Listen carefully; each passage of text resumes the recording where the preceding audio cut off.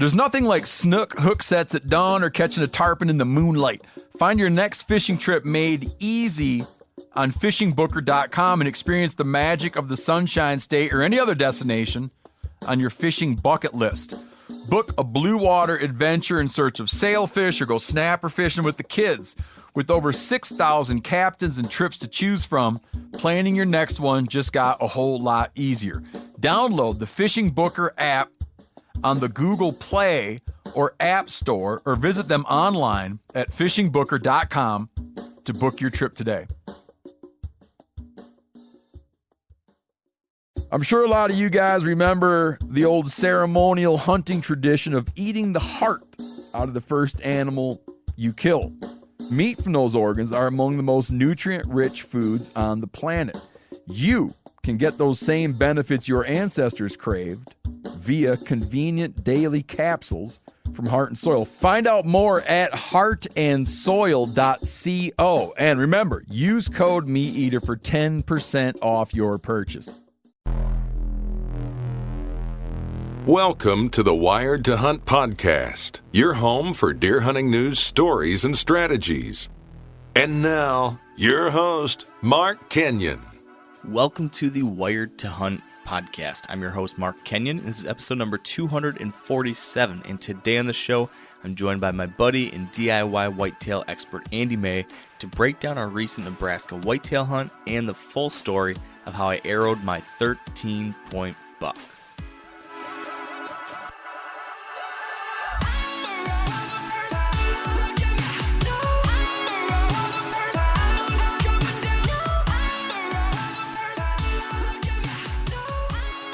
All right, welcome to the Wired to Hunt podcast, brought to you by Onyx. And today we are telling you a story. We're telling you the story of the hunt that Andy May and I just got back from, out in Nebraska.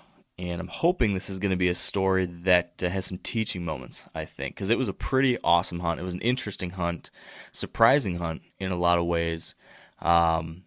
And the fact that I got to share it with my buddy Andy May, who I think is a great hunter, who I've been able to learn a lot from, excuse me, and who I also maybe gave a cold over the past couple of days, and I'm coughing right now. Yeah, because of all these reasons, I think that I learned a lot in this trip. And Andy, I think maybe you did too. Did you learn anything? Do you feel like we came away from this hunt with some new ahas? Yeah, absolutely. It was it was a short hunt, so it was challenging.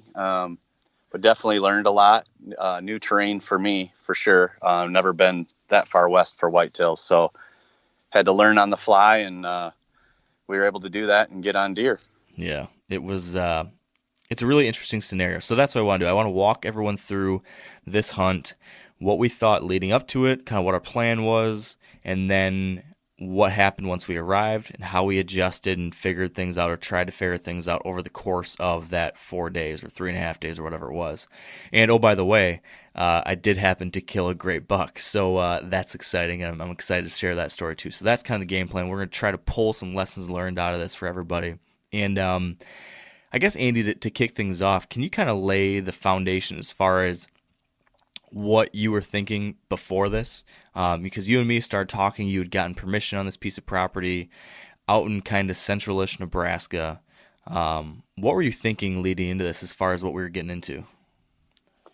Well, yeah, when I first saw the property that we were going to be hunting, I got real excited because it was rather large. So I was expecting an abundance of game. It had water, which out west, is like gold. So it looked like a very game-rich river bottom system, very unique, large hills, large sand hills to the north and south, and then a river bottom running east and west that had lots of terrain features and turns and oxbows, and just something really new to me. So I was expecting, I think, kind of the same thing you were expecting, something similar to what you had seen in Montana with, a lot of deer kind of coming and going to, maybe some of the ag fields on private land, that sort of thing. So we were expecting to kind of observe from a distance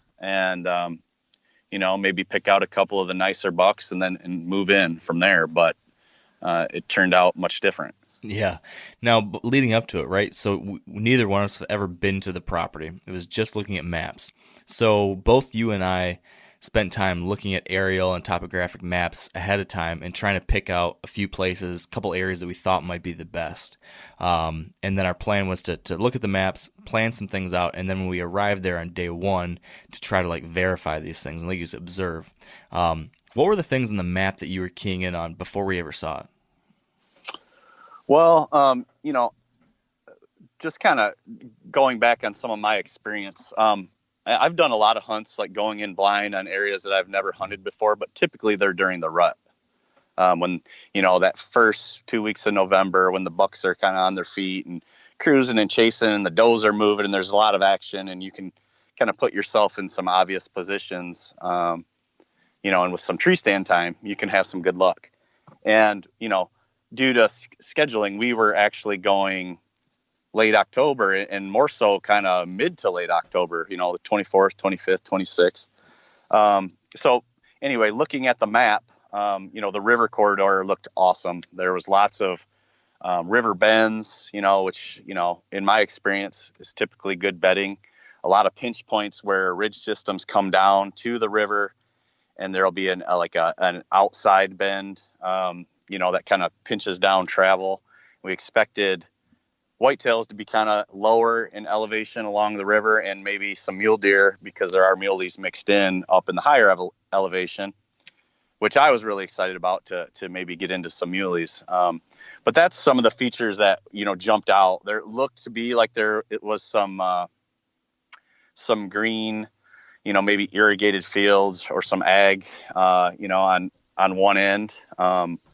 But, sometimes you can look at the map and it can be a lot different when you get there than what you thought. So yeah, and I thought even looking at the map, some of those green fields extended into areas that I thought we were going to be able to hunt, and I thought maybe there's some hay fields or maybe a little bit of alfalfa or something, like you were mentioning, kind of similar to other places I've hunted out west. So we figured we'd drive through the night all night and get there first thing in the morning and be able to glass crop fields and hopefully see bucks. So we do that. We drive all night. We get there at 7. We chat with the landowner.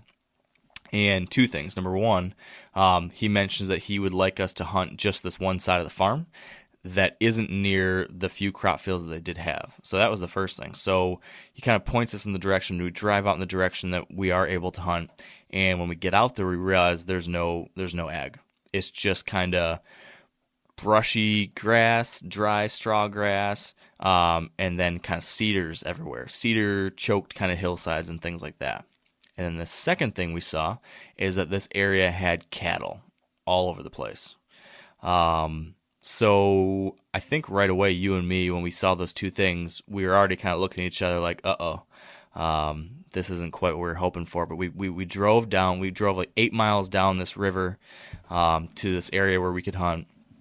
And then we got up into these hills and just tried to glass some country. We thought we were going to be glassing ag fields. That wasn't the case, but we could see kind of some of this river bottom stuff and then some of the hills behind it.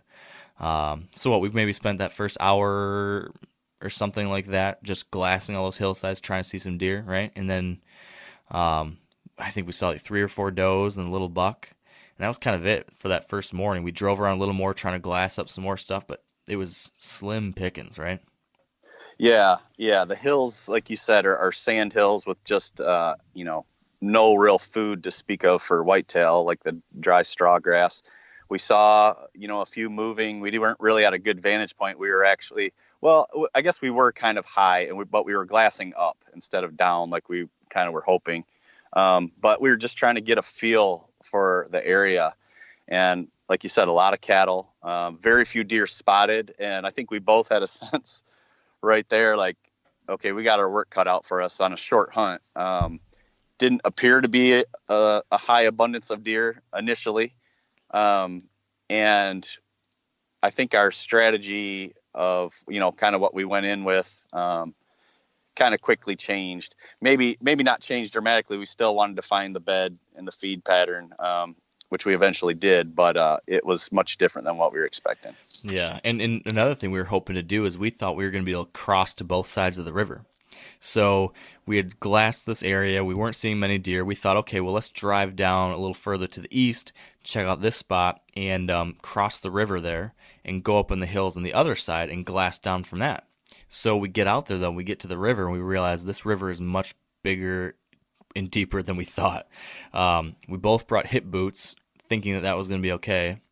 And what? Well, Andy goes out there. He pulls on his hip boots. He's like, well, I'm going to try it, I guess. We walked up and down and found one spot that we thought maybe it might be okay. It looked pretty sketchy, but gosh, you started slowly going out there, and you had a big stick in front of you, right?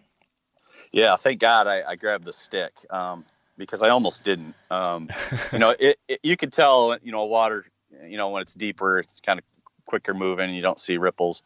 But 3/4 of this spot where I tried to cross definitely was shallow enough.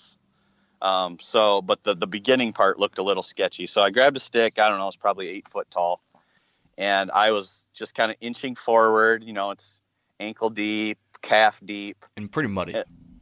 Yeah, pretty muddy. And then all of a sudden, I'm hitting the stick on the bottom right in front. And all of a sudden the bottom just drops off. Like the whole 8 foot plus, just basically like a sheer drop off cliff that I totally would have fell in and been swept down river. You were like less than 12 inches probably from that edge with your foot. I mean, you're right there. I was right there. Yeah. It was kind of sketchy, like you said. Yeah. So we can't cross the river. We've got cattle all over the country. We're not seeing any deer, and there's no food. That's how the trip started. And I remember you and me walking back, and we're thinking, oh man, this is this could be a complete flop. Then we're like, okay, well, we just need to set up camp and then look at the maps again and reassess what's the next area we should go look at. Because we did do a little bit of walking down along that river. We thought, here's a section of good cover, and there was a strip of timber going along the river that we thought, man, there should be some scrapes or something along here if there are deer using it. And we were checking the river crossings, trying to see tracks, and we just weren't seeing the number of tracks that we thought we should see. And there were no scrapes. There was no sign that we thought would be indicative of good deer activity or good buck being in there. So figure, all right, let's go find a place to set up camp. So we drive this kind of, I mean, I can't even know if you want to call it a road. It's like a trail almost that went along into these hills. And so we're driving up and over these hills of this barely seeable trail that we were following. And eventually kind of got to a spot where the trail petered out and we couldn't see it any further. So I was like, all right, well, I don't want to drive this truck all over the place not knowing what we're going to get into, especially because you come over some of these hills and there's like steep cliff faces or these steep coulees. I had this perpetual paranoia that I was going to come over a hill and the truck was going to drop straight down. So we just found like a spot in a hillside that was kind of sheltered, from wind, set up our tents. And as we're setting up the tents, the wind's like whipping, and we kept on like waffling back and forth. Like, should we set it up here? We were kind of in a bowl, so I was hoping we would be kind of protected from the wind, but the wind was whipping, and it was supposed to get way worse, like a day and a half later. But we didn't want our tent way down the bottom because we thought that's where all the deer were going to be. So then I'm just thinking, man, we're just doomed. Like, we're probably going to have the tent blow away on day 2. We're not going to see any deer. We were just like, kind of like, we were already laughing at each other. Like, oh God, like this is going to be a disaster. But I don't know. I mean, what happened then? I think we set up camp, and then it was basically like, as soon as we had camp set up, we were kind of thinking, all right, we probably got to get moving, right? And start making a game plan. Yep. And, I think we had an idea, just kind of, I think we both had a bit of experience with, pastured ground with cattle and whitetails. And some whitetails will still hang out, but when they're thick in there and they're constantly moving through the thick cover and it's pastured to death, they tend to push the whitetails out. That's been my experience. If there's a lot of cattle, not a lot of whitetails. There might be some still in some pockets, but basically what we did is we just started, after we set up camp, we started trekking west, and eventually we got to the end of the pasture where the cows couldn't go any further. Unfortunately, That was quite a ways from camp. Yeah. You know, we didn't know that at first, but we got past the cows, which eliminated, I don't know, at least, would you say 60% of the ground we could hunt? 50? Yeah, I'd say so.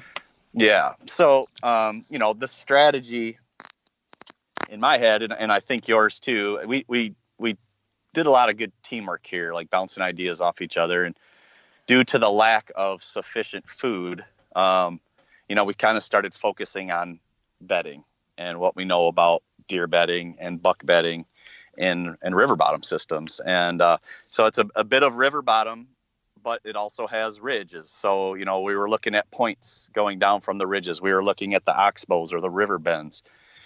Every time there was a river bend, or what we were calling them, it was kind of like a bowl, because what the ridge came down into like a point or like a bench with a point, and then there would be an oxbow or a river bottom, but it created like a big flat space out there in that river bottom. And we called it a bowl. And because that was on the south side of the river, the south side tends to get a little more shade on a you know, when the sun's up in the sky and it's going down in the evening, it tends to get a little more shade. So that was the only area where we found any bit of green. And when I say a little bit, it was very little. It looked like little mini food plots of grass down there in those bowls. Yeah, and then along the ridges were thick cedars. Yes. So great cover on those ridges. And then, like you mentioned, there were little pockets of thick brushy stuff along the river too. And then that grassy flat spot in the bowl. And so you and me, we worked past the cattle, and we were kind of looking at our maps the whole time on our phones, thinking about, okay, what might be good. And we kind of settled on the idea of trying to get to a couple of these bowls, maybe split up, each of us on a different bowl, and kind of observe it, try to set up. We went in with our saddles and sticks on our backs, and the game plan being to get up into these spots, slowly work our way into them, and try to find somewhere set up where hopefully we could see something, but also maybe be in a position to shoot. And we got to this first spot that you were going to hunt. What did you like about that first spot? Well, I was willing to sacrifice the first evening, which I often am on a trip where I don't think they're going to be moving a ton, like as far as like rutting behavior. We were hoping that they'd be cruising, but a high vantage point where I could see some of these bulls and these oxbows, I thought would be a good first move, even on a short-term hunt, because really we knew we were at a disadvantage on this hunt with time, unfamiliar ground, and then even more disadvantage when we found out how low the deer numbers were in this area. Just there wasn't enough nutrition to support a lot of deer. The area had been hit with EHD, 4 or 5 years ago, and everything we heard from the locals, they still haven't gotten back to the numbers they were, maybe like half. So we had a couple things stacked against us, but I liked that area. I did have a potential shot, a long one, but it was more or less a good glassing point. So I stopped at that one, and you decided to go to the next one. And that was kind of our strategy, to just keep hitting these bedding areas down the river to the west until we found deer. And fortunately, the first night ended up, I found deer, and obviously you found some deer. So you can dive into that a little bit. Yeah. So I left you at that spot. You were kind of observing on that point, watching that first bull. And then I went way up into the hills to go around your bull, because I don't want to walk too close to the top of your ridge and blow my wind down into there. So I went way back up into the high hills and then walked on, continuing on further west. And it ended up being about a 2-mile hike for me to get from where our camp was to where I eventually hunted. But so I went way out into the hills, and then I'm looking at this bowl I want to get to on my map, and I'm easing my way now, coming back towards the river, and I get into the beginnings of some little cedar patches up in the hills, and I bump a small 8-pointer. He was bedded or standing up in this little coulee. He goes running off. So now I'm thinking, okay, I'm getting into him a little bit, but I'm still high. I'm still above the river. So I continue to ease, but I see on the map now that I want to almost head straight down to the river bottom now to get to the spot where I'd be on the downwind side of this bedding area, because I don't want to blow into it. So I thought I'll approach from the downwind side and just slowly ease and glass and see what's going on in there. So as I'm dropping down this hillside, I get to a gap. There's some cedars. I get into the gap in the cedars where I can see down to the bottom completely into this bowl. And there on the edge of the river, I spot a deer. I pull up my binoculars, and it's a shooter. Like, it's a nice, big, mature 8-pointer.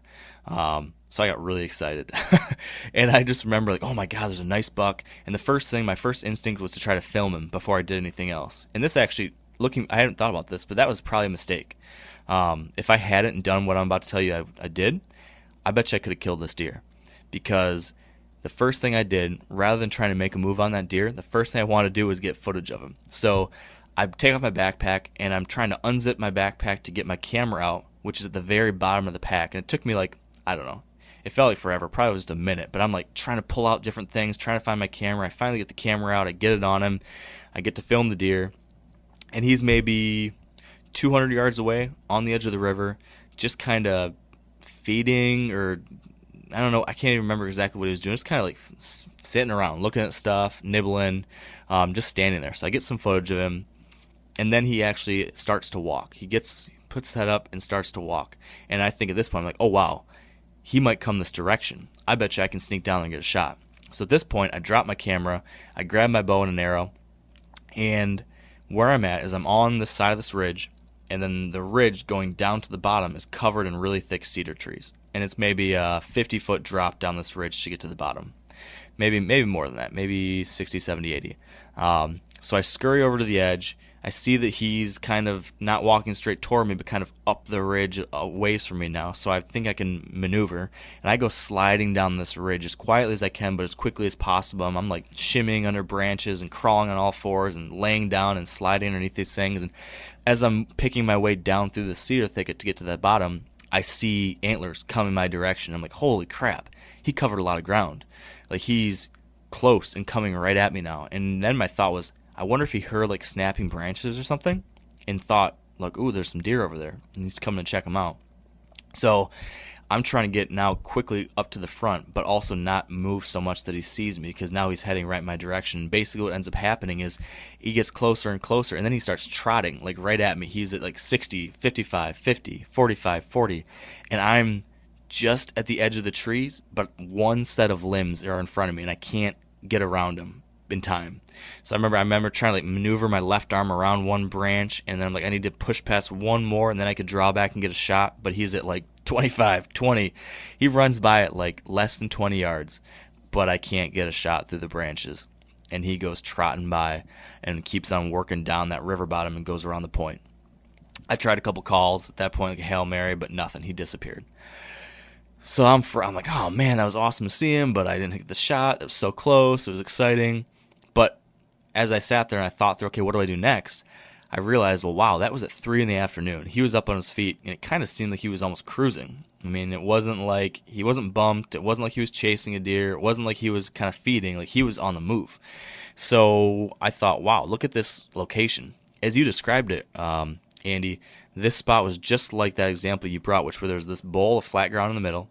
There's a ridge that circled around it, and then the point came down towards the river and pinched everything down to a very narrow area. And I thought, if I get to that pinch point where the ridge comes closest to the river, it's like a 40-yard space there that any deer that comes through would have to pass by. So I sneak over to that spot with all my gear, and I find this little pinch, and I look at the hillside, and I find there's some cedars there and a couple dead trees, and I see a little shelf that's maybe, I don't know, 10 feet up the hillside, maybe just a little bit elevated on the hillside. I kind of crawl up into there, and I start breaking some limbs and kind of opening up a little kind of cubby hole for me, basically where I can be tucked into the cedar and then like a little down tree in front of me. And I've got several nice shot lanes into this little bowl and towards this gap where they have to pinch down into. And I got settled there, and I'll admit I took a little tiny nap there in the sun because I hadn't slept a wink. We drove straight through the night, and I couldn't sleep for whatever reason, so I hadn't slept yet that night. So I fell asleep for like half hour or something.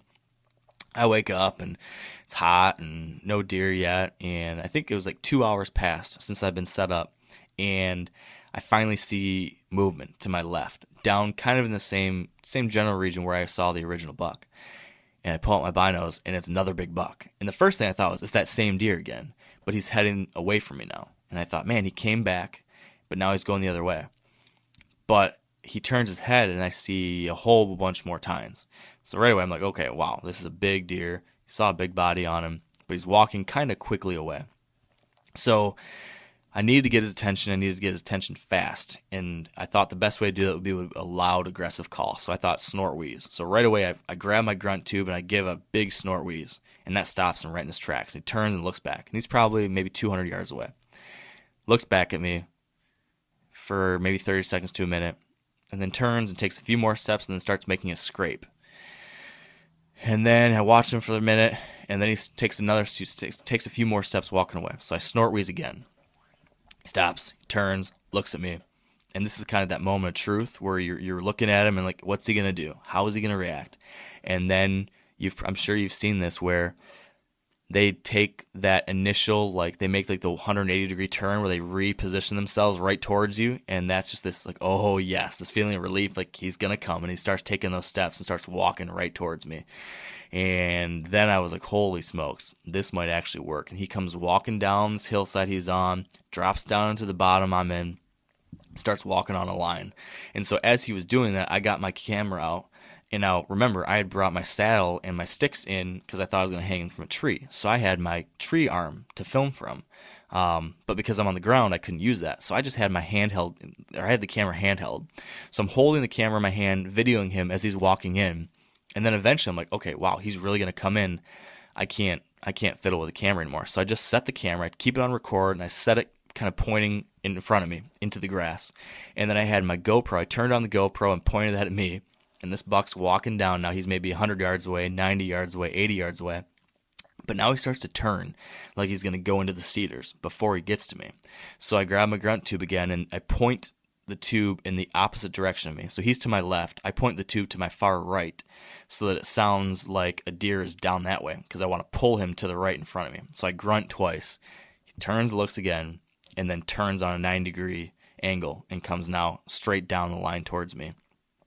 And he just comes stomping in. I mean, he did exactly what I wanted. I couldn't have drawn it up any better. And he goes behind that one little dead tree. I draw back.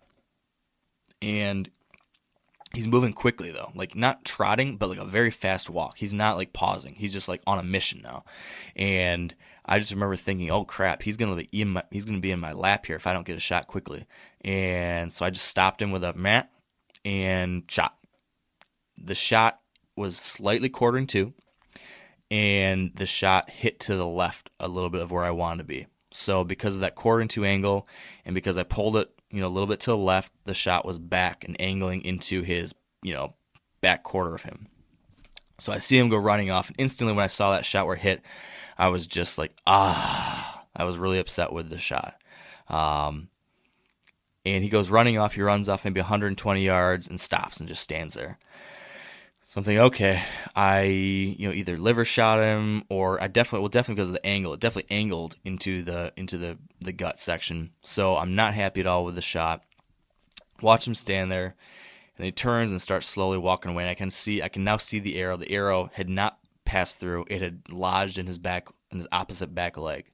But you could see blood. You could see he was hurting, and I could watch him. So basically what happened then is I watched as he slowly walked over into this kind of thick brushy area, which is where that original 8-pointer had been, and he beds down there.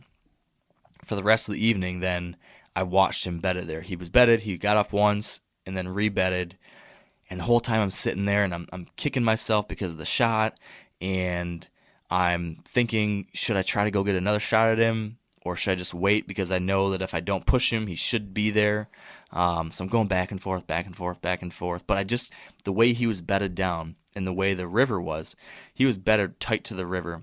So the only way I could get to within shot range of him, I'd have to go around the river bend and come up to him. And it would force me to approach from his left side where he would be able to see me. Like there's no way to sneak up behind him because of the river.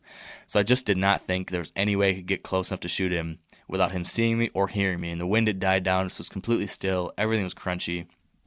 And that was basically how that night ended. I decided to just wait and watch him. So I just wanted to keep eyes on him as long as I possibly could. So if he did, if he wasn't dead and he jumped up out of his bed, I'd see where he went before dark. And that was the evening. I had a 2-mile hike back out, and And that was kind of like a frustrating hike for me because I'd been so excited about how the hunt went and that I'd found this buck and been able to pull it off on the ground. But then I was really frustrated because the shot wasn't perfect. And I felt like I had kind of reverted a little bit to my bad habits of rushing the shots. And you and me have been working on this together. You've been, someone who's been trying to help me deal with a little bit of this like target panic, rushing the shot kind of thing that I've done in the past. So I switched to this new kind of whole process that I've been working on and trying to use a back tension style follow through. And that all just kind of, in the heat of the moment, it flew out the window. It was like, I have to get the shot now. He was passing by my one lane, and I think that caused me to pull that shot just a little bit. And I think between that and the angle, that resulted in that hit being farther back than I wanted. So, you saw when I arrived back at camp late that night, and I was kind of down, wasn't I? Yeah. You said, do you want to hear the good news or the bad news first? Yeah. So I knew something pretty crazy had happened. And then you told me what happened, and, we were able to watch the footage, and, going back to the shot execution thing, you've been, fairly diligent trying to work on, changing your shot process and changing the way you shoot completely, going from kind of a command or trigger puncher to more of a back tension style, unanticipated release. But what that tells me is that it wasn't ingrained fully. You worked on it. I think you worked on it kind of a lot early on, and then kind of intermittently here and there. And then you'd have some little flare ups, when you were practicing with buddies and stuff like that, of kind of your old issues. And, I think it just, you worked on the process, but it wasn't totally ingrained. It didn't become habit. It didn't become automatic. Cause I used to have the same issues, and I worked on it and worked on it and worked on it until my brain knew no other way.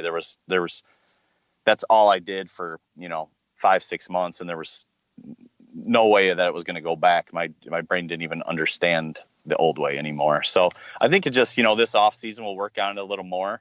That's an intense situation. You had a big buck coming in, ground level. He's good.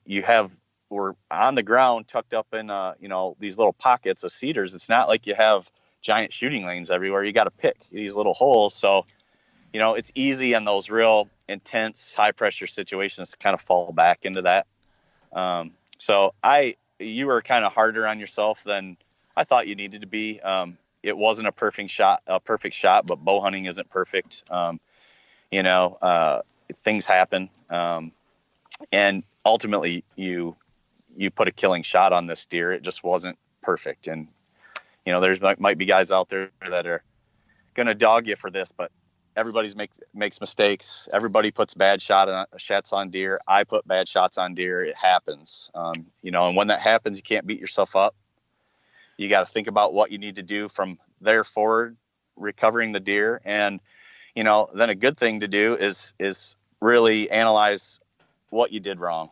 What was my mistake? And then from there on forward, try to work on that. Try to minimize that mistake, eliminate it completely, so that stuff doesn't keep happening. Yeah, I think that's the really important part. And what you and me were talking through that night afterwards was, like you said, I was pretty upset with myself about it, and really just upset because I worked so hard to try to fix this, and then to have it happen again was really frustrating, and I hated the idea of possibly wounding a deer because of it.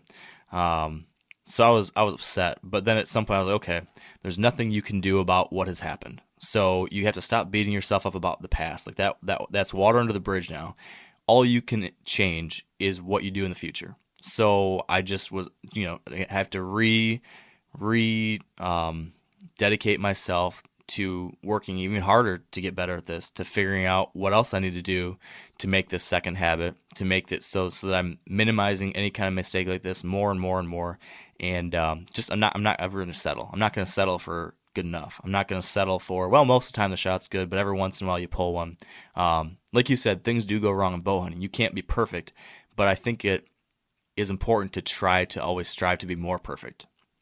So like we talked about, I know going into this year, I'm going to try some new things. We're going to try an actual back tension release, a tension style release, and just get the whole finger thing out of it. So I just can't, so that my brain can't just like flip into this different mode, because it just, all the things I worked on so hard, like this whole mantra that I say in my head and all those things, like it all just disappeared in that second, because it was just I wasn't nervous, I wasn't shaking, it wasn't like buck fever at all. It was just like, you have to get the shot. And it was just like, I drew, everything was like great, calm, cool. I drew back, but it was like, as soon as I drew back and he was there, I just had to shoot, and it just happened. And that is not the way I want to be shooting. So I know I've got some work to continue to do on that, and that's going to be the plan moving forward, is to continue working on it. And right now, even though I'm in the midst of the season, I'm going to continue shooting and trying to work and try to prepare myself as best as I possibly can for the rest of the season. And then come off season, I think we're going to tear it back down and start anew again, and see if I can't improve this thing even more. So that said, it was kind of a tough night, but we did feel like, based on the shot, assuming he didn't get pushed by coyotes overnight, he should be right there. So we got up bright and early next morning and kind of thought, all right, well, Andy still has got a tag. Why don't we just sneak back in and at first light just sit the same spot that I sat and see if a deer came in for you. It was real cold overnight, so we knew everything was going to be fine on that standpoint. And then after we sat for a little bit, then we could go and hopefully find my deer. So walk us through what happened that morning. Yeah, so we were kind of hoping that that nicer 8 that you saw might come back to bed, because it appeared as though he was bedding on that river bend, and if not right there, maybe just up on the ridge a little bit. Some of the deer were bedding just on that first bench, or that first, it was almost like the ridge had different levels, different benches. So it seemed like a lot of them were on that first bench that had cedars on it, and then they would kind of dip down into this bowl where it was green. So we were in a position where you shot your deer, where if he comes back to bed, we might get a shot at him, and hopefully he hadn't been back already and seen the commotion and all that kind of stuff. So we sat, we were both glassing diligently to see your deer, and initially we didn't, and then all of a sudden you spotted him. And you say, I think I saw my deer. And we looked, and he had made it, maybe another 20, 30 yards down the river. But there he was, plain as day, big rack, sticking up. And we started celebrating and not being very stealthy. Yeah, it was such a feeling of relief. Yeah. I was so nervous that, that if he did get up and move again, or if coyotes pushed him or something, we weren't going to be able to find him. And I was worried because there wasn't an exit wound, there wouldn't be a great blood trail, and I'd been stressing about all these things, and it felt so good that he was there. It might be good to mention this place was loaded with coyotes. We were camping in the middle of nowhere, like an hour from the nearest road, and all night long, just surrounded by coyotes, different packs howling. I mean, it was just a beautiful sound, but there was a lot. So that was a concern. But when we did watch the replay of your buck, we could see, that arrowhead went through and hit that back leg, and he wasn't using it, and he wasn't going to go far. So we knew that he would be in his first or second bed, and we'd find him. And, the shot could have been better, but it did the job. And we were able to find him. But before we went and found him, something fairly exciting happened. You spotted a buck coming down out of the sandhills from across the river. And without putting your glass up, it looked like a doe, but you put your glass up, you're like, hey, it's a nice buck. So it came and it dipped down into the river. And this is something that I thought was pretty interesting. Mm-hmm. Because, you and I think we worked real good together. We had a lot of the same thoughts. We were kind of bouncing ideas off each other. I had an idea, you had an idea, and a lot of times we came to like a compromise or something that we were just kind of figuring things out together. And there was that one instant where your instinct was to call to him. And for whatever reason, my instinct was to try to sneak up on him and get a shot. And it was just two different styles. There's no right or wrong. 5 times out of 10, I might have tried to call him. That might have been my first instinct. But because when I saw him dip down in the river, I thought, wow, I can cover 50 yards and get within, 50, 60 yards of this deer. And then when I thought it through more, there would have been probably a 30-yard area where I might have been pretty exposed. But I think after hunting out west the last few years, I'm really liking the sneaking in on game. So I'm kind of addicted to that. But we tried the calling. Yeah. Yeah, I tried the grunt call, and the river was it was a little windy. The river had a decent amount of noise, and he was just a little too far away to hear it. So then I brought out the rattling antlers, and you would have thought I slapped that deer on the ass as hard as I could, because the second I touched those, he like took off like he got shot. Oh yeah, He took off. He took off up the hill and ran, I don't know, another 150, 200 yards, and just stopped, looked back at us. And then he did something really interesting, which indicates how low the pressure was out there. He just started feeding.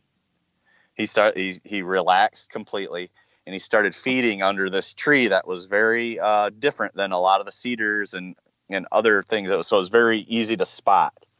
And I don't know if you remember saying that. I said, I think I can kill that buck right there. Yeah. Because he kind of went back, and he kind of went back up, into bed. So we had an idea, he would probably be close to there. Yep. And yeah, you did say that. You're like, I bet you we could kill that deer right there again. Yep. And he was like a nice 8-pointer, like to the ears 8-pointer. Yeah, nice deer. On a short trip, I was probably looking for something a little bigger, but on a short trip, especially the hand we were dealt with, the cattle and lack of deer and food and stuff, I would have been happy to take that deer. But anyway, after he kind of cleared off, I said, you know what, let's just go get your deer. I wanted to see him as bad as you did. So we got out of there, and we started the recovery. Yeah. And that was awesome, getting to walk up on him. And I had been worried about coyotes too, given the fact, just like you said, there were so many of them. Even though we saw him there, you couldn't fully see him. So then I started worrying, do you think the yotes got on him, and did they tear him up, and did we lose a bunch of meat? And we walked up there, and they did get on him, but they didn't eat nearly as much as I was worried they might have. They kind of ate a little bit of the back rump of him, but that was it. So it certainly could have been worse. And it was just a huge relief to walk up on there, and he was just a beautiful, mature buck, definitely 4 or 5 years old, and 7 points on one side, 6 on the other, a typical 7x6. 13-pointer. Never have I shot a 13-point typical buck before. So yeah, how often do you see that? I mean, it was just a picket fence of perfect tines. I mean, he was incredible. Yeah. He was one of the coolest deer I've seen, like, on a trip like this. I mean, he was awesome. I mean, so unique. You wouldn't be able to duplicate a buck like that, in 100 years. No, you don't see many deer that have 7 points on the side like that. Just straight, typical, nice tines. Just a beautiful, beautiful animal. Big old chunky head on him, dark forehead. I mean, I just could not have been happier the way it turned out. And when we came back afterwards, I was kind of talking about how there was a lot of decisions that I made on that hunt. Like, it was a quick, it was the first day, but there's a lot of things that happened that first day that I was like really proud of, like decisions I made that led to this. That I can see that 10 years ago I wouldn't have made these decisions. So it's kind of indicative of progress that I've made that I was really proud of. The decision to try to sneak in and scout this area and pick this area. This is like the area I wanted to hunt. That was a good decision. The fact that when I saw that first buck, that I made a move on him and then didn't get it done, but learned something from it that led me to say, okay, I need to hunt this spot now because of that. That was a good decision that I was proud of. The decisions on when to call and how I was able to do that. Those were decisions that in the past maybe I wouldn't have made the right way. That worked out. I was proud of that. Being able to get a shot even without a blind while on the ground, even though that shot didn't end up being perfect, I was proud to have been able to have that opportunity. So all those things are things that made me feel pretty good, that I'd made progress as a hunter, that I'm doing things the right way, learning things, getting better. But at the end of the day, I said this to you, I was like, there's a whole hell of a lot of luck in this one too, to be able to for that deer to be there on the first day in the first spot that I was checking out.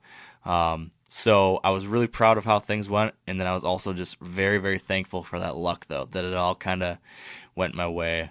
Because there's some years where you make a lot of good decisions and you don't have that luck and it doesn't go the way you want it to. So yeah.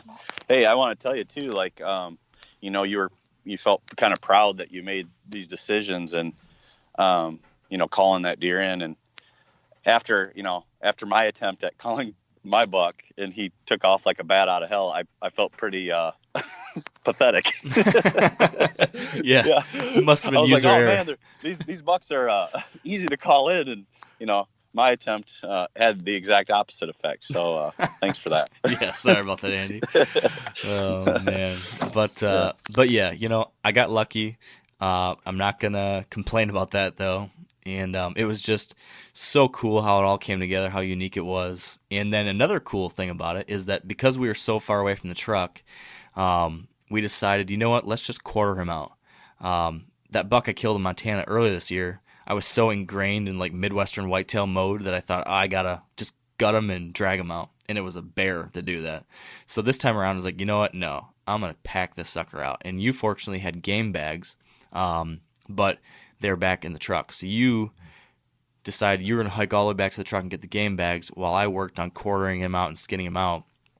And then hopefully by the time that you got back, I'd be almost done. And so that's basically what happened. But you actually were able to maneuver the truck closer so that we didn't have nearly as bad of a hike. So that was nice. And we got him all quartered out, skinned out, and packed up on our backpacks and hiked out of there with him and had a not too long of a hike, a little bit of a steep hike, but definitely nicer doing it in the backpack than dragging him up there probably. Yeah. And I should probably add,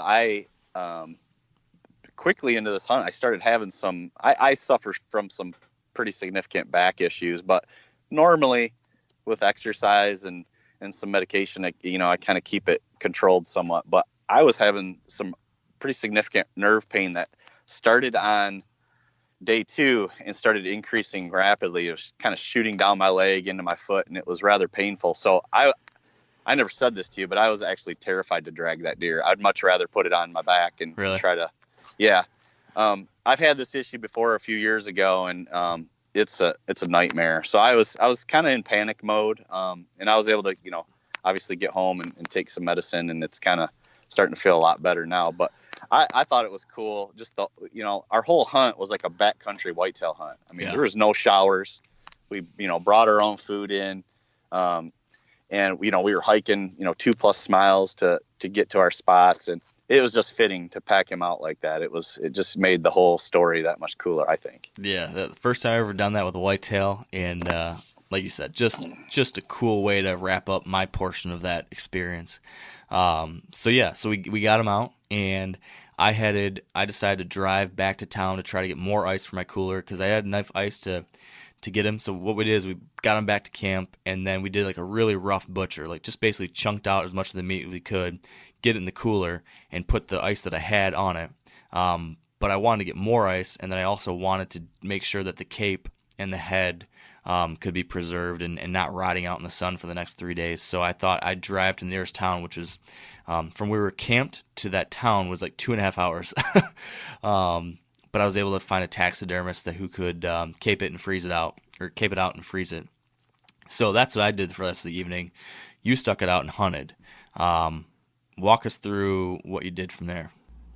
Before we get to that, though, I want to take a quick second to thank our friends over at Whitetail Properties and plug one of their recent videos. As we've been talking over the past few months, they've got this Land Beat video series over on the Whitetail Properties YouTube channel. It's definitely worth checking out, full of quick tips related to deer hunting, deer management, habitat management, buying and selling properties, and if you're interested in the land management side of things, they have a recent video out talking about planting tree food plots. So actually trees that produce mast, soft mast, hard mast, that can produce kind of like a food plot, but by planting these trees. So check it out. It is called Why You Should Plant Tree Food Plots for Better Deer Hunting. Of course, this isn't something you're going to do right now in the fall, but it's something to be thinking about as we move into the next year. I'm already thinking about some of my ideas and plans for 2019. This is a great video to get you on that same path if you're thinking about some land management ideas. So check it out over at the Whitetail Properties YouTube channel and visit whitetailproperties.com for more information. Yeah, so I basically went down to the other side of the bowl where you had killed your deer, so further west. We that was kind of the trend after you killed. We just kept pushing further and further west. But I went and set up where I thought I could get a shot at that dark horned 8. So I had marked on the OnX maps when we were recovering your deer where I thought he kind of went up to bed. And then I hiked back in, slowly snuck down through a little draw. And again, our intention were to use the saddles because we both love them and they're kind of ultimate in mobility. But in reality here, there were very few trees we could even get in. And the ones that you could get in, a lot of times were right in the middle of those bowls. So I feel like deer would have seen you, and they required an immense amount of trimming. So all of our hunts, every single one ended up from the ground. And so what I did was I snuck down this draw, and then I tucked back up into this little cedar, like a little cubby like you had before, within shooting distance of where that buck had been feeding earlier that morning. And when I got all set up, I'm kind of getting all squared away, and I look down on my chest, no binoculars and no rangefinder. And I live and die by those. I'm a glasser. I love glassing.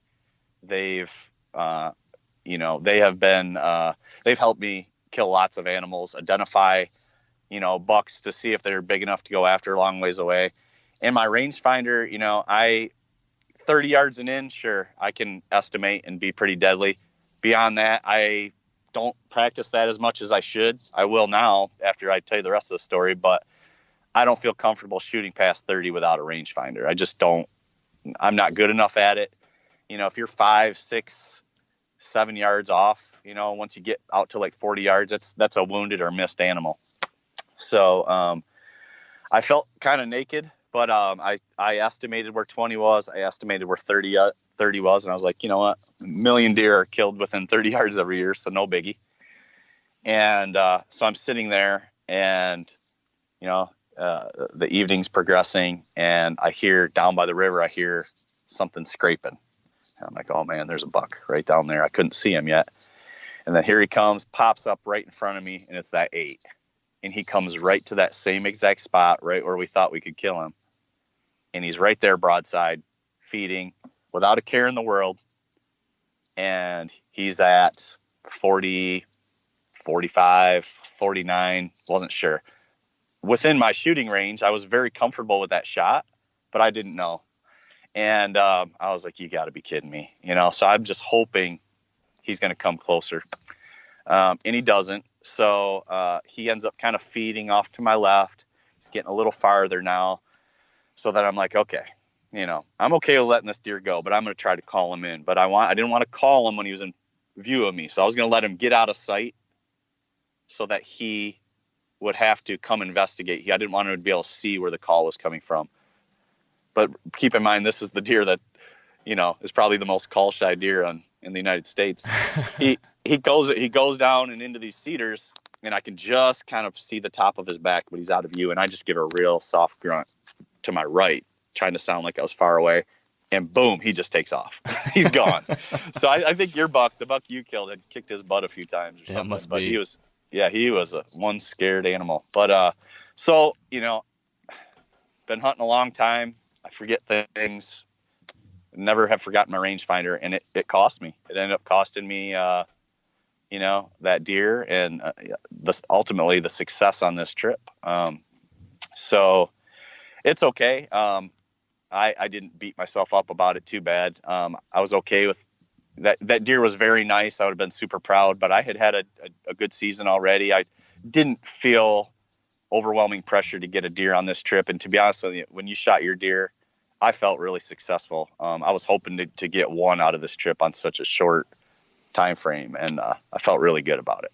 Yeah, but you were kind of kicking yourself a little bit. You're like, gosh, that as an experienced seasoned hunter to do that, and then you did say mistake. Yeah, rookie mistake. And then you did say that one big thing that this made you think about that you want to do more is work on really nailing down accurately estimating ranges with your eyeball without a rangefinder, right? Yeah. I mean, there's 3D shooters that can do it, and I'm always been more of like a known yardage guy. If I know the yardage, I can hit the center.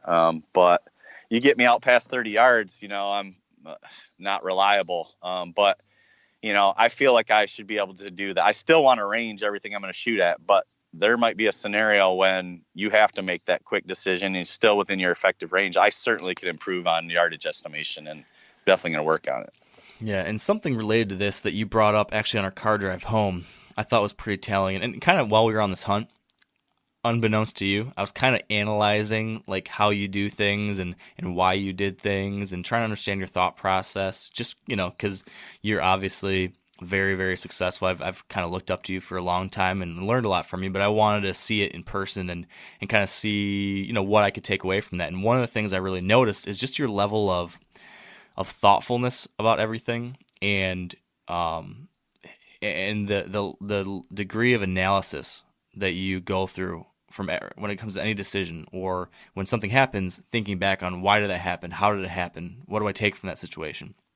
And you told me when we were driving home that you document all of your hunts. You've done it since, like, I don't know, how long have you done it? 20 years or 15 years or something like that? Yeah, 1997 was the first year I did. Wow. So you document all the deer sightings and hunts and everything you've learned. But then something I thought was really interesting was every shot opportunity you have a buck. So if you kill the buck, or you miss the buck, or you had a shot and it just didn't quite happen, you document each single one of those instances, and you write out rather than me tell me how you do that. Tell us how you do that, because I thought it was really interesting what you do and how you use this as a way to learn from each one of those opportunities. Yeah, so it's basically just a little short story of what happened. So let's say I kill a buck, and I'll jot down what the deer did, the way he was moving, what did I think he was doing, the way he was traveling, time of year, all this kind of stuff. Basically a big layout of the story. When I'm successful, at the end of that, I will kind of highlight 3 or 4 things that I did right that helped me be successful, and just things to really kind of focus on. This is what you did right. This was a learning experience.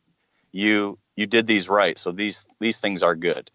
When I miss an animal, which I have missed, I do the same thing. I write out the story. That was an opportunity. That was a buck that should have been mine. And I made a mistake. Now, what was my mistake? Did I draw too early? Was I over aggressive in calling? Was he too alert at the distance he was? Was the way my tree stand was positioned, was I sticking out like a blob and he picked me out? It could be a number of things. But I will write down what I thought cost me that hunt, the thing that cost me that deer. And the same thing when a shot isn't presented, but it should have been. Something that I did that if I wouldn't have done this, or if I would have done this differently, I would have had the shot opportunity. So basically, my whole thing is I want to constantly improve. And to do that, I have a drive inside of me to constantly improve. But to do that, you have to make mistakes, and then you have to learn from them and eliminate them. So that's kind of my thought process when I do this. I'm okay with making mistakes, but I don't want to make them twice. I want to eliminate those. And when you eliminate them, you start eliminating all the mistakes you've made over the years. You start to make very few, and then things just come together, and kind of going back to what you said earlier, Mark, like you said there was some luck involved, and I don't think so. I think some people might say, oh man, you're so lucky he was bedded there. We had those spots picked out. That's where a mature buck would bed if he was bedded in this river bottom. We made the right call. We figured that out in a matter of hours, and you were on a 5-year-old deer in territory you've never been on. That's not luck. That's picking it out on a map, having the instinct to slow down, having your wits about you to see that other deer.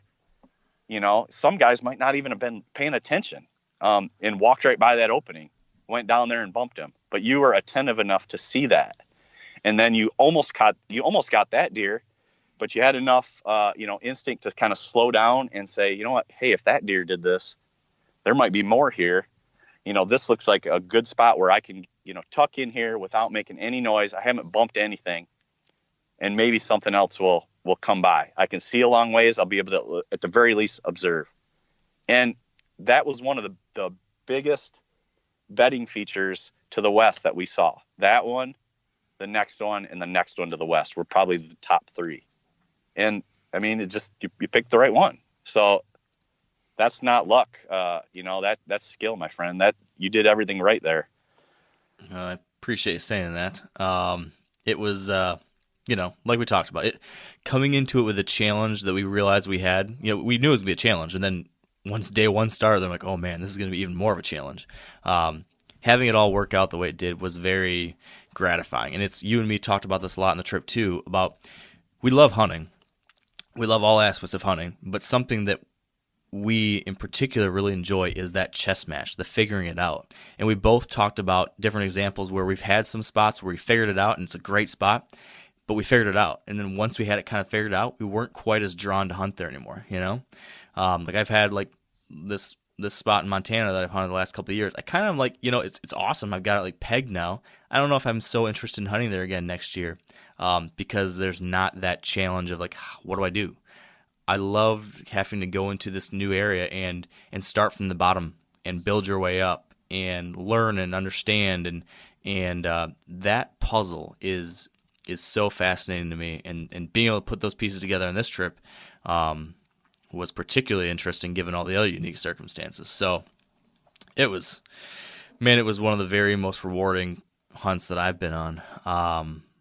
But I guess we still haven't finished everything that happened for you. So you had this missed opportunity with all mossy horns, as I like to call them, and so you didn't have the rangefinder, and now we have like a day and a half left. What was your mindset, thought process, and plan for how to move on and kind of wrap up the trip? How were you approaching it? What did you do? Yeah, well, if you remember, that was probably my lowest point in the trip because I was having some really significant pain then, and luckily you had some pain meds, and that kind of took the edge off. So. We toughed it out. And day 3, we tried something a little different in the cattle area. My leg was a little questionable. There was a very nice oxbow that had an abnormal amount of cover. And our plan was to sneak in there right to that back end of that oxbow in the dark, well before daylight, and then just let deer filter in. Now, we were a little worried that the cattle might, keep the deer out, but I think it was worth a try because we weren't feeling real strong going in blind, 2.5 miles to the next bull in the dark and picking the right spot. So I think that was going to be more of the evening plan. But anyway, we snuck in there, and little did we know we were going to have all the turkeys in the world roosted above us. Yeah. But it was awesome. Pretty cool. There was a bunch of Merriams, roosted above us, and they were making all kinds of racket. So that in itself made it a really cool morning.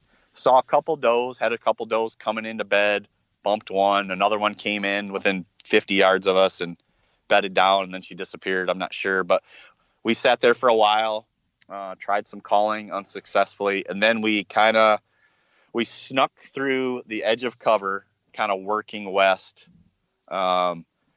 just trying to, at a snail's pace, always on the glass, sneaking through on the ground, just trying to get visual of a shooter buck on his feet. It was great deer habitat, but it was full of cows. Yeah. It was pastured to death, cow tracks everywhere, no deer tracks, no scrapes under, overhanging branches, which you would expect to be, really heavy this time of year.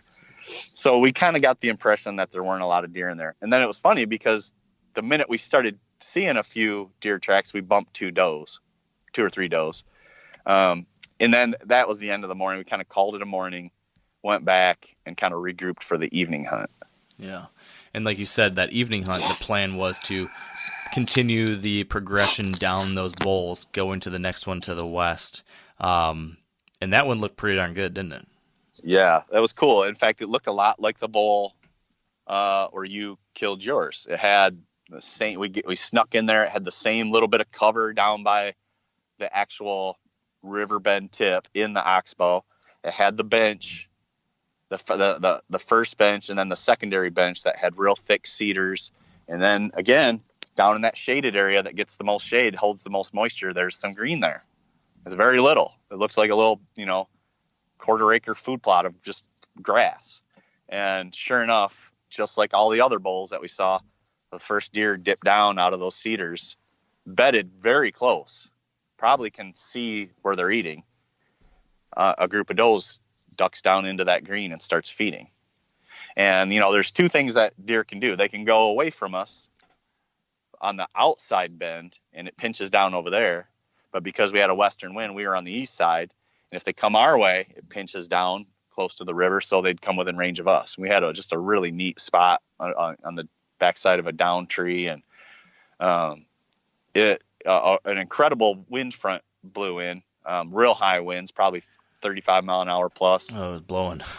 Yeah, and swirl, and it started making everything swirl. And then you spotted what we thought was a nice buck, and it was a nice buck. It was just probably a 2-year-old. Yeah. But he's coming down the ridge, coming down towards that green stuff, sneaking down real slow.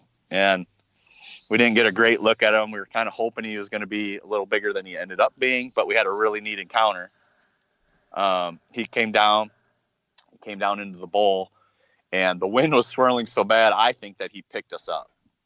But the way the wind was going, it was whipping all directions. He was confused. He didn't know where he wanted to go. He didn't know where we were, but he knew something was not right. And it was probably because we're at day 4 of no showers.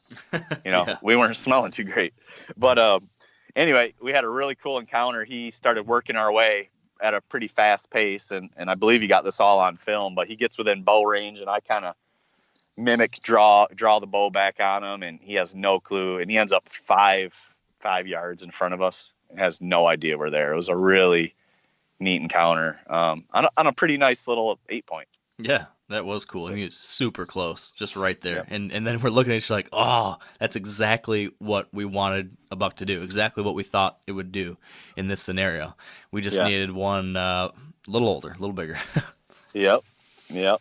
So the rest of the night was pretty uneventful. That was probably 30 minutes after that. Made the long hike back, right? Yeah. We saw that badger. That was cool. Oh, yeah, a badger. Badger came right up. We got a little video of that. I had never seen one, so I was pretty pumped about that. And then day 4, we decided that we were going to pull out a half a day early. I was going to hunt the morning. I was kind of pushing it with a day from work. My leg was giving me trouble. You had a sick kid at home. I felt very fulfilled on this trip. You felt very fulfilled. I was okay with hunting the morning. The morning looked like it was going to be really nice, and then it was going to kind of get windy. And so I was good with one more morning sit. I thought I had a good chance to kill that dark horned 8 again. And so I decided to go, and you hung back and cleaned up camp. So made the track back, about 2 miles again, and got into the original spot where I had a chance at him without my rangefinder. Snuck in at first daylight, or right before daylight, and got all set up. And it was the coldest morning. There was frost. I mean, it was just gorgeous. And then calm, and it starts getting light. It's light for, 20, 30 minutes. And to my right, kind of back by where your deer died, I hear 2 bucks sparring. Not like a full blown out fight, but they're going at it a little bit. And it sounds like 2 big antlers. And I'm like, oh my gosh, here we go. Yeah. And in reality, I think my mind made them, both bigger than what they were. I was thinking like that big 8 that you saw and some other giant that we didn't know was there. But all of a sudden, here it comes. The same dark horn 8 comes running right at me. And I'm like, oh my gosh, I know, like, you got the truck packed up and we're ready to go.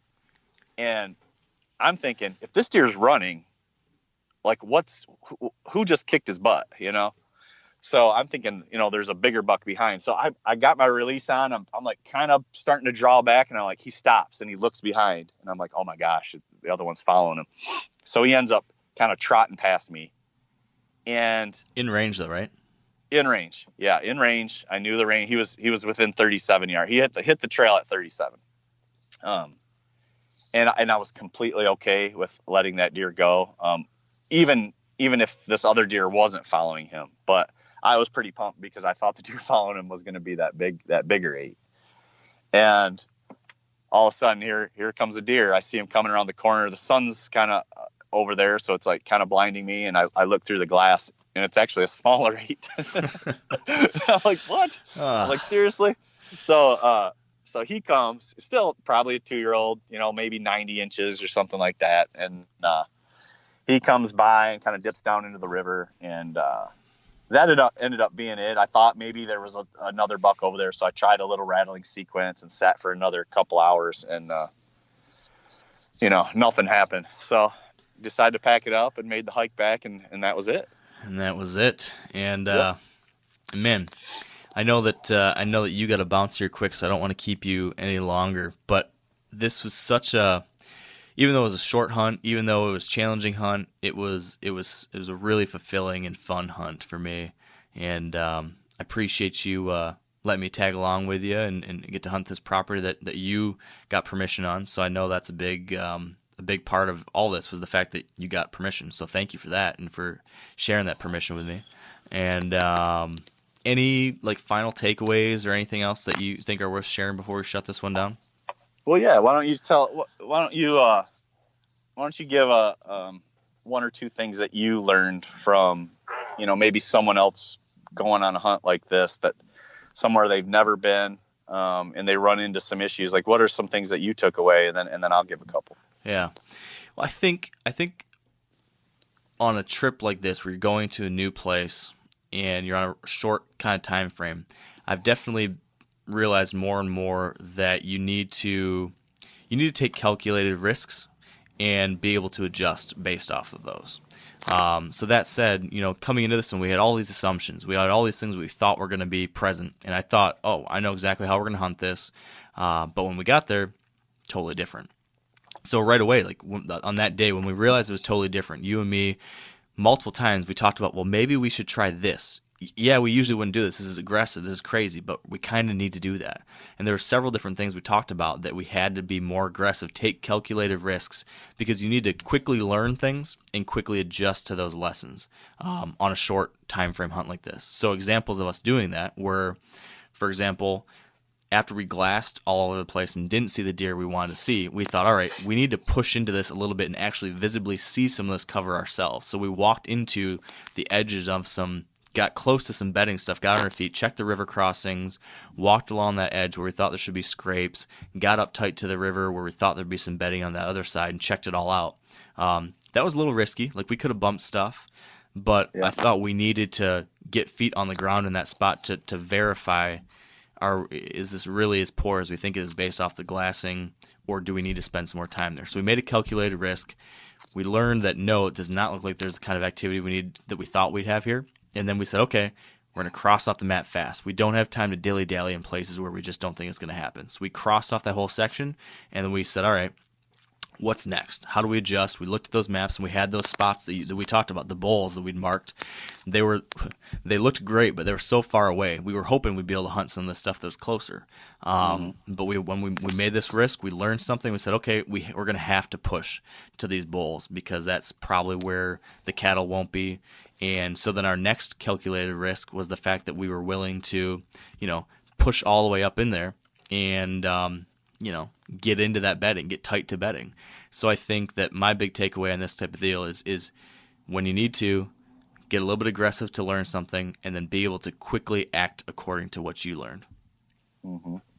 Yeah, I mean, if we would have pre-scouted this place and had stands, pre-trimmed and hung, that would probably be ideal, right? Especially if it was a little bit later in the rut. But on a short term, and we were having trouble, we needed to find deer. So, sometimes, especially in a situation like this, we had 5 miles of river ground essentially to hunt, but we found deer in very small portions of that, very small. Yep. I don't know, 20 acres or more. Yeah. Little pockets or less. 20 acre little pocket here, go down a little, little pockets. So we needed to observe. We needed to find deer sign, and in this situation in particular, deer sign was everything. When we started seeing tracks, that was everything. We started finding some scrapes, and once you killed your deer, once we got down there along that river, there was quite a few scrapes getting opened up. You saw your buck making scrapes. So just sneaking in and being aggressive and getting where the deer were. because there was a lot of great looking spots between where we camped and where we eventually found a deer that would probably be amazing other times of the year. Yeah. When they're really rutting and the deer are moving, but it was low deer numbers. So we just needed to find them, and we needed, like you said, need to be aggressive. Short, you don't have a lot of time. So just sit back and observe. We did do that somewhat the first day, but after that, we kind of needed to start diving in close, and so close that, it was almost essential to hunt from the ground because we couldn't make racket. A lot of times we were within 100 yards of deer, and just the way these trees were, if there even was a tree to get in, most of them required probably 100 branches trimmed. I mean, it would have been a couple hour job, I think. Yeah, couldn't have pulled it off. Yeah. So yeah, those are my big takeaways too. Be aggressive, and if you're in an area with low deer density, you got to find the deer sign. And in a low deer density, there's still going to be a few bucks that are older, and they're going to be in there. And then implement what you know about buck bedding, and those river bends and where bucks like to bend in that bed in that type of terrain or habitat, depending on where you're at, and that can really shorten the cycle of figuring something out, on a short-term hunt. Yeah. I always think of those bedding areas as the hub of the wheel. Like, it's the very most important piece of the puzzle, because if you know the hub of the wheel, all the other things that those deer do, they radiate off of that hub, like spokes coming off of that wheel. So that's always a really important place to start the learning process. All the other pieces can fall into place after that. So I think that was, like you said, that was key to our success. So yeah, and identifying the missing link in this area. What was the missing link? Anything green. Everything was so dried out and barren. Yeah. When you found green, deer were smashing it. Yeah. There wasn't a lot of deer because there just aren't very high deer numbers, but that's where they were going. They were going to those spots. Yep. The 2 or 3 deer you'd see would be on that. So yeah. Yep. Well, my friend, it was a lot of fun. It was a cool hunt, and I'm glad we got to do it. Yeah, me too. Thanks for coming, and it's a hunt I'll always remember. I think you're doing some great things for hunting. So I was really honored and proud to be able to share a hunt with you, and hopefully we can do it again someday. Thanks, man. I appreciate that. And yes, let's definitely plan on a part 2, either there or somewhere in the future. So with that, let's wrap it up, and hopefully you and me can have some continued success in Michigan, right? That's right. Yeah, we both hopefully have a nice one to go after, and maybe we'll get one in the next week or 2. Fingers crossed. And that's a wrap, folks. So thank you for joining us for this one. Hopefully you've got a lot of tree stand in the near future coming up here. November, it's about upon us. Probably when you're listening to this, it is November, actually. So November is upon us, and that is a beautiful thing. So good luck out there. Remember to stay mentally tough, push through the adversity. There's going to be challenges just like me and Andy faced, but if you keep pushing, if you learn, if you adjust, good things can still happen. So that is the game plan for myself. I'm sure that's going to be the game plan for all of you. Shoot straight, have a great rut, and we will see you next time. And until then, stay wired to hunt. I'm sure a lot of you guys remember the old ceremonial hunting tradition of eating the heart out of the first animal you kill. Meat from those organs are among the most nutrient-rich foods on the planet. You can get those same benefits your ancestors craved via convenient daily capsules from Heart and Soil. Find out more at heartandsoil.co. And remember, use code MeatEater for 10% off your purchase. You ever get that feeling the walls closing in, the concrete jungle suffocating you? You crave some wide open spaces, the chance to connect with nature, maybe in a spot all your own. Well, head over to land.com. They've got ranches, forests, mountains, streams, you name it. Search by acreage. You can search by location. You can search by the kind of hunting and fishing you're dreaming of. Land.com. It is where the adventure begins.